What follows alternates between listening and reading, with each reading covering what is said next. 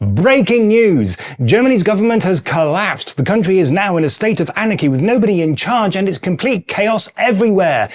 Is not what's actually happened, although some sensationalist news headlines might make you think so. To be clear, we still have a government, and in theory, the governing coalition is still in power, although in reality, it's not functioning as a coalition. Although, let's be honest, it never really did function as a coalition, so no change there. What has happened is that the Chancellor, Olaf Scholz, has fired the Finance Minister, Christian Lindner, and this represents the collapse of the coalition. Scholz also intends to subject himself to a vote of confidence, which could pave the way for an early election. To understand what's going on, you need to understand how a parliamentary democracy works. So here's a quick explanation for those who need it.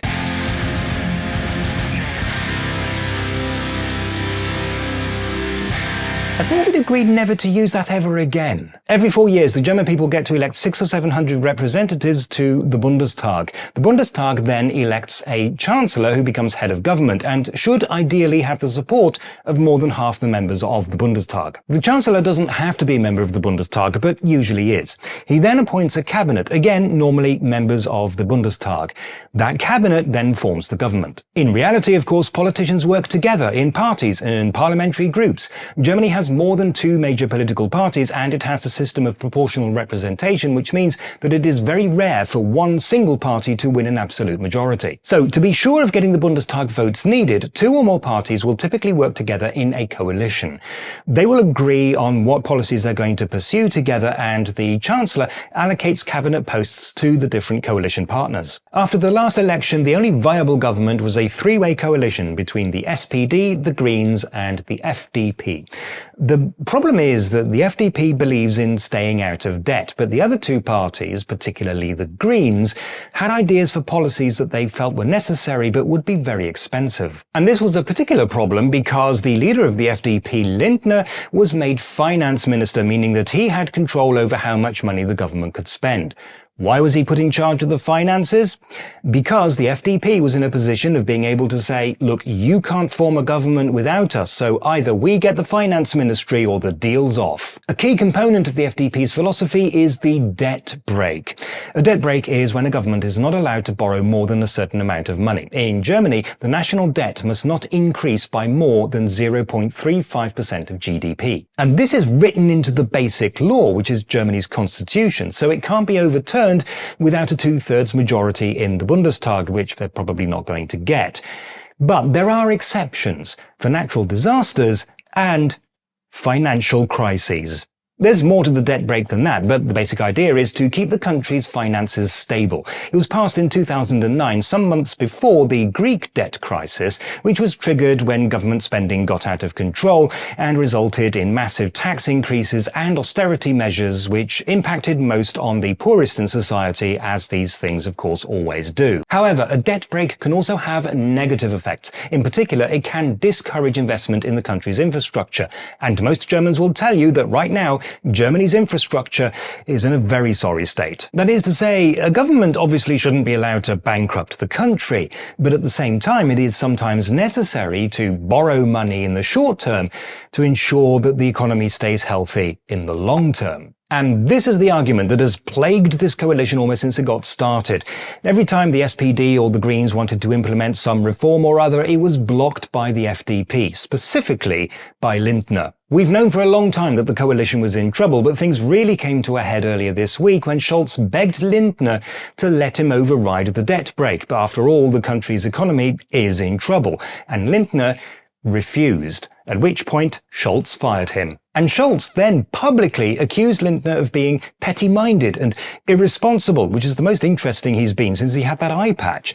In return, Lindner has said that Scholz knew full well that the debt brake was a red line for the FDP, and he had presented Scholz with alternatives, but he'd refused to consider them. This isn't actually the end of the coalition. It still remains in power, and so far nobody else has been fired. So I'm just waiting for the files to transfer from my camera to the computer so that I can edit them into a video. And while I do that, I'm actually reading a news article about how Lindner has come out in public and has started accusing Scholz of skullduggery.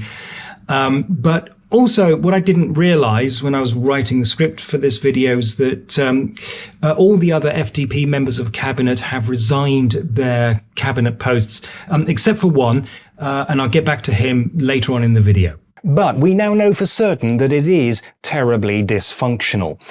It will probably, though, make it a lot more difficult for the government to get legislation through the Bundestag. So Scholz has announced that he intends to submit to a vote of confidence. This means that he will ask the Bundestag if they still support him. If more than 50% say yes, then Scholz stays in office. If not, then Scholz can, but doesn't have to, ask the president to dissolve the Bundestag and call for fresh elections. Scholz intends to do this on the 15th of January, which means that we could be having elections in late March. And that is actually only a few months earlier than we were expecting. So it is in fact not that big of a deal yet. In the meantime, because he says the country shouldn't have to suffer anymore, Scholz has met with Friedrich Merz, the leader of the main opposition group, the Union, in the hopes that he can persuade the Union to support his efforts to get the economy back on track. Effectively, he's hoping to be able to count on the Union to help him get legislation passed, even if the FDP does completely drop out of the coalition. But Merz has responded by demanding that Scholz call for a vote of confidence immediately so that we can have elections even sooner.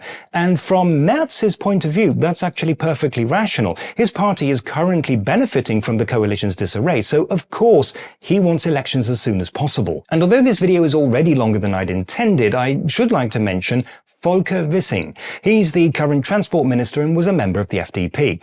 I say was because he's just resigned from the party, but not from the government. During his time as transport minister, Wissing has said a lot of things that you would expect an FDP politician to say, such as that we need to build more roads. The FDP relies on a lot of support from car manufacturers. But he's also done things that you wouldn't expect, such as efforts to improve public transport. The two big things, of course, have been the Deutschland ticket and the general overhaul of the mainline rail network. And it's here that I can understand his frustration with Lindner. The states and various transport operators have been complaining that the Deutschland ticket is underfunded and that they might need to cut services. The general overhaul is being financed not by actual money, but by moving numbers around on a spreadsheet. But this is now where we're at. Despite the sensationalist headlines, nothing much has changed at all. We've just had confirmed what we already knew. And we're probably going to be voting in the spring instead of the autumn. And that, basically, is that. The different coalition partners, and the Chancellor appoints cabinet posts to the different partner. Two or more parties will typically